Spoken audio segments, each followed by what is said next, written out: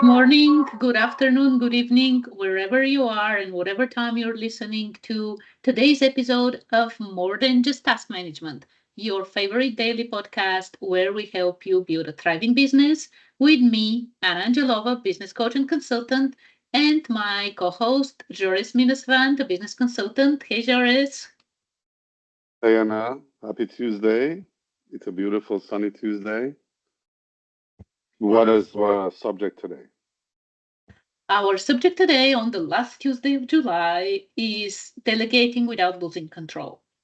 And as we mentioned, this is a little bit of a continuation of the conversation we had on Friday last week when we talked about removing yourself, ultimately stop being the bottleneck. And because you might be wondering, okay, how do I stop being the bottleneck? How do I actually get people to do what I was doing and even do it better? And this is where delegation comes in. And we have talked about it before, but it's a topic that's so important that having the conversation once in a while, even if it's just a reminder for how to do things, because we forget, like a lot of times, especially when it's a new skill, we tend to do things for a few days or a few weeks, and then we revert back to our old habits. So even if it's just a reminder, it's an awesome topic. I love it, and I'm really looking forward to sharing some of the things, starting with why. So yes, when you're delegating, when you let someone else be accountable for and responsible for the work, one of the main things you want to make sure this person understands is the importance, the why.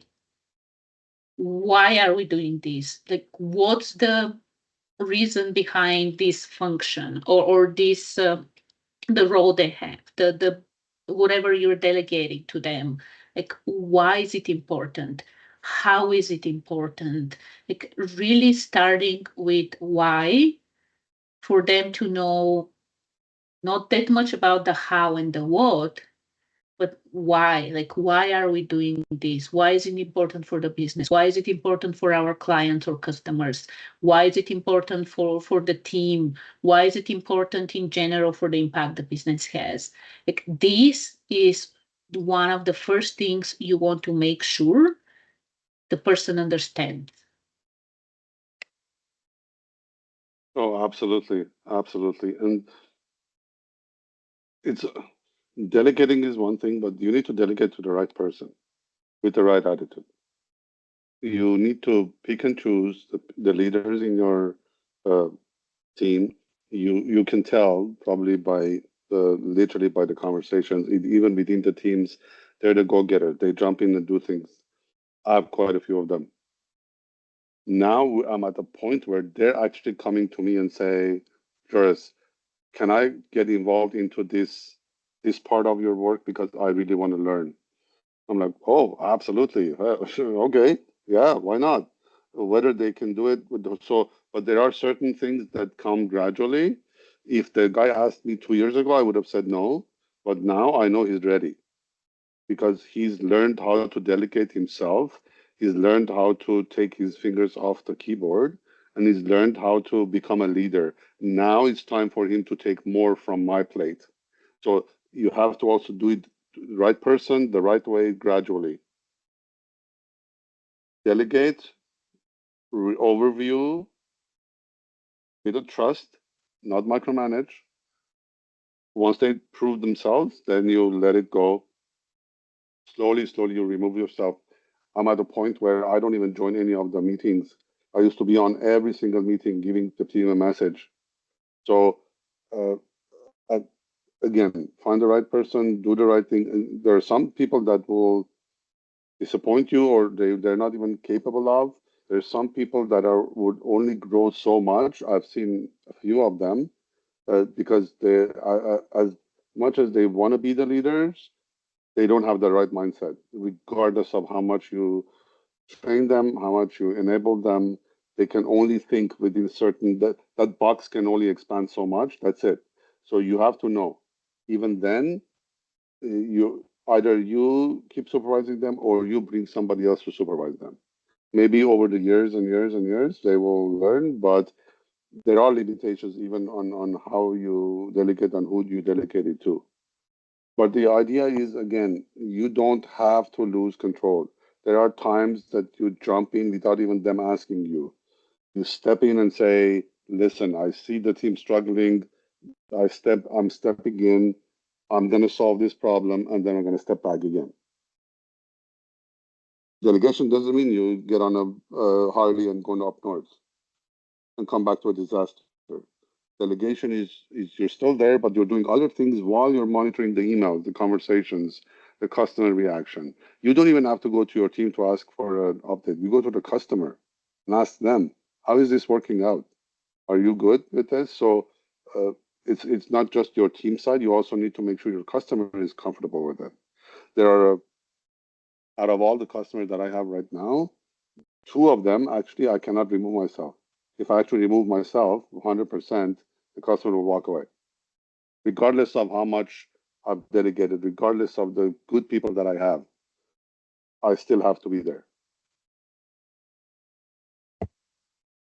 Choosing the right person, absolutely. And this is one of the things where I've heard this: find someone who, for them, what you're delegating is a play. Like they love it so much, they're so good at this that it's like playing a game for them. It's like so amazing.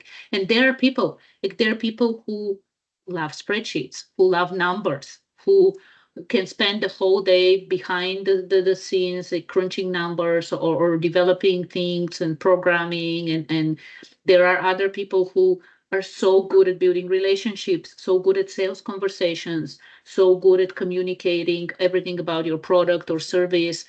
So, yeah, finding the right person, absolutely. And then delegating it the right way. We already mentioned the why. One of the things you said, Joris, is gradually. Absolutely. And in the beginning, what you might want to have is definitely make sure that the expectations are clear. So knowing the why is one part, but then also clear expectations. Like, what does winning look like? Like, what does it look like? What does it mean? Like, what outcome is the outcome we're looking for? So making sure the expectations are clear, and uh, inspect what you expect. I think I've mentioned it before as well.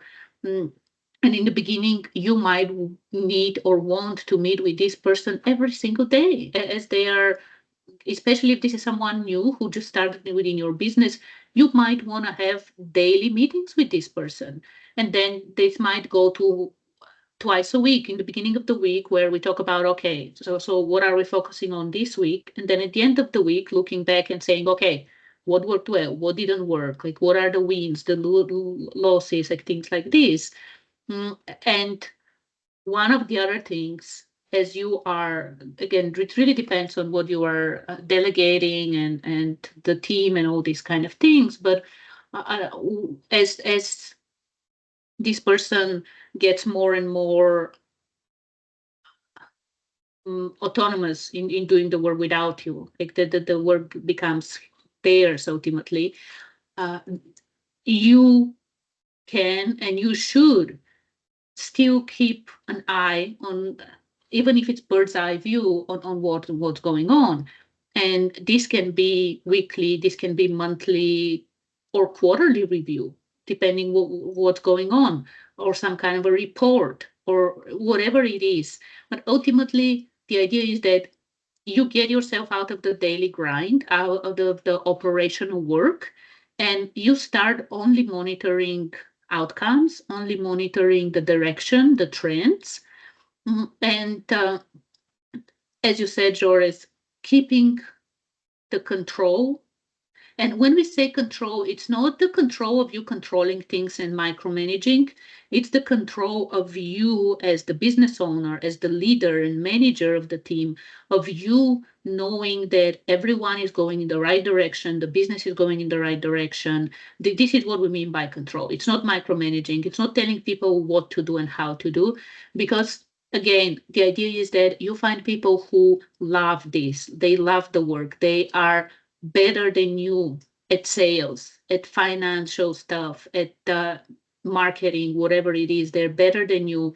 And by them being better than you, by them knowing what's the purpose, what's the why of their work, they can actually help create better house and better watts. They can help create better processes, better systems that deliver the results faster, that deliver better results, that deliver higher quality. So again, when we're talking, I really loved what you said, Jores, that it comes down to finding the right person and then delegating the right way and doing it gradually. Like it's not something that, oh, here it is today and that's it, it ends.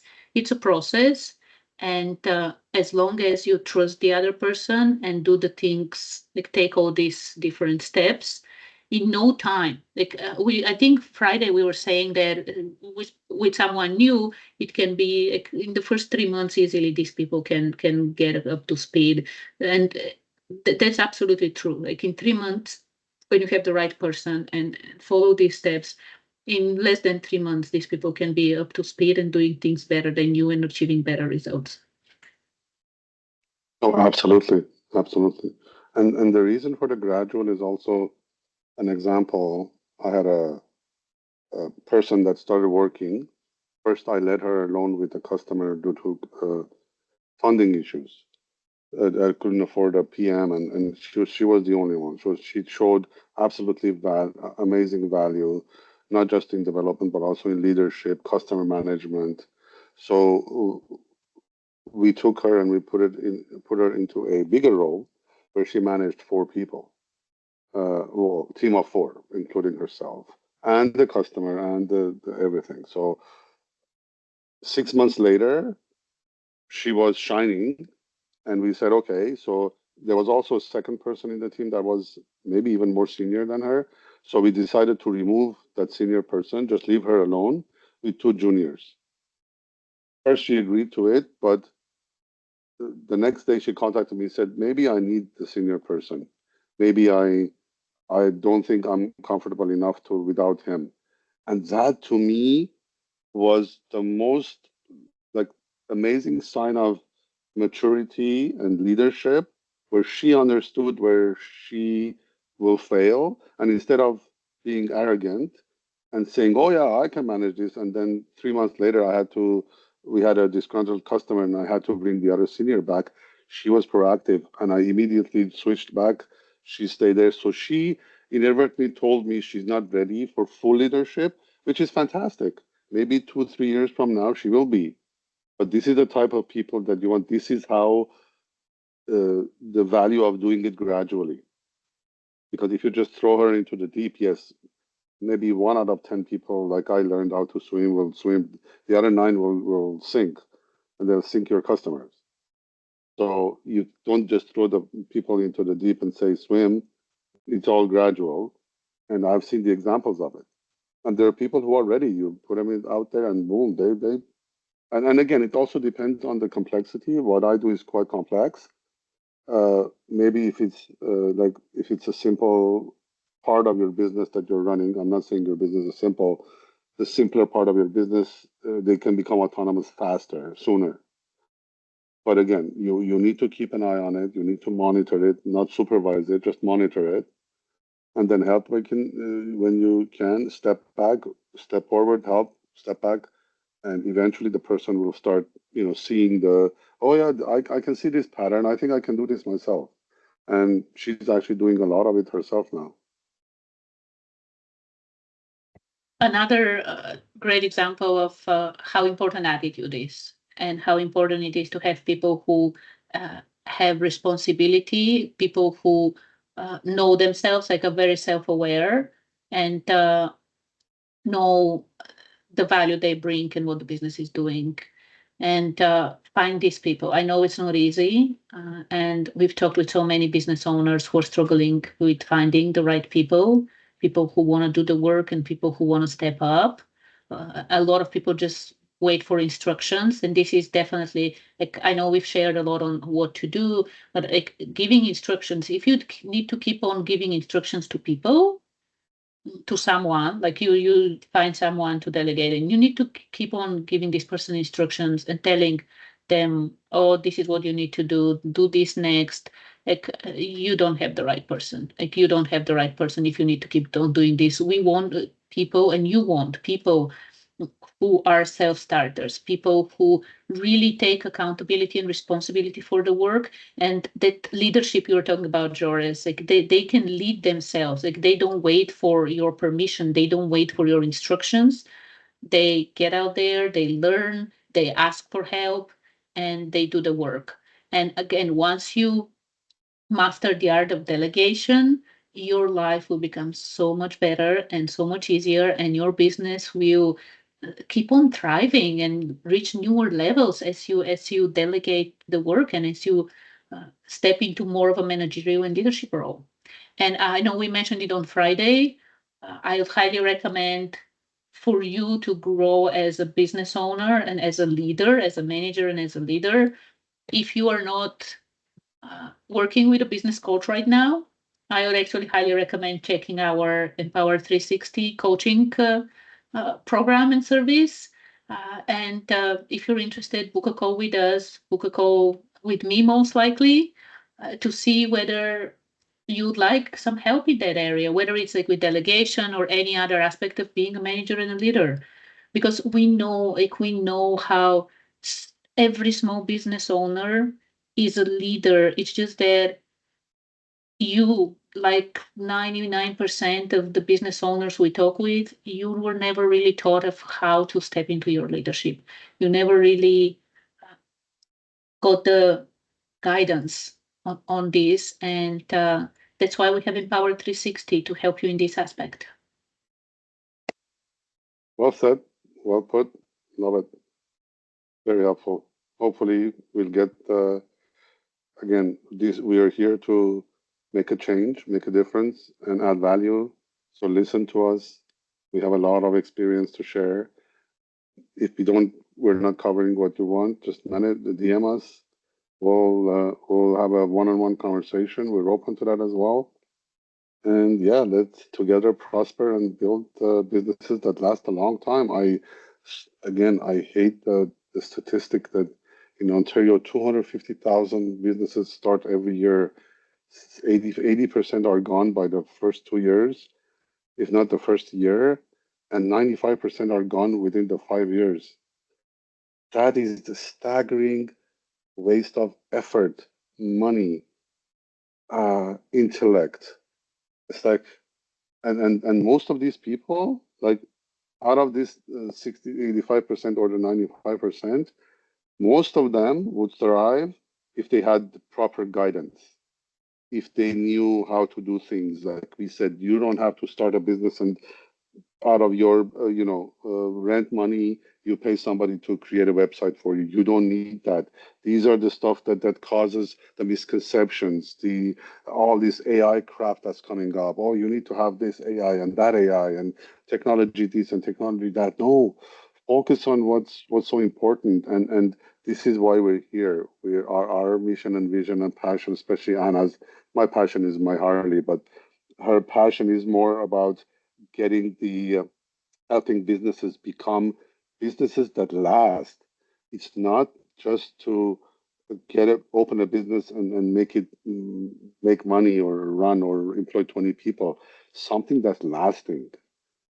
30 years down the road, when you're my age now, and or you're about to think about secession or selling the company or whatever it is, you want to have something that you pass on. That's something for 30 years you added value, and you want that to persist. And that's what we want. That's our goal. Is I digressed, but talk to us. We're here. So Oh, I love the way you digress, and it also shows your passion as well. Like it's saying that I'm the only one passionate about this is not like yeah, you are. And I know that one of the things that you say so many times is that ultimately you want to become um, not needed in a way, right? Like you reach a stage where you don't need to be there, and this is such a great example for what every single business owner should aspire for. That at some point the business doesn't need you. Like it's its own entity, It's like your children that at some point like, you raise them well and they go on their own and they don't need you. So this is really as a parent or a business owner, isn't this what you're striving for? So, and I know we went into a bit of a tangent, and this is it for today. We covered quite a lot about delegation, and tomorrow we will be back talking about uh, a simple system for client onboarding.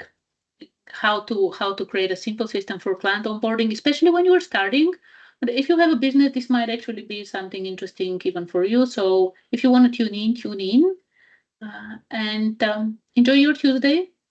And we'll be back tomorrow with another passionate conversation to help you build a thriving business that lasts for decades. And like Joris, like you said, at the end, you find someone who continues it, and it lives past you, like it leaves a legacy. Absolutely. All right, Anna. Thank you very much. Enjoy your day. Thanks, Joris. Bye. Bye.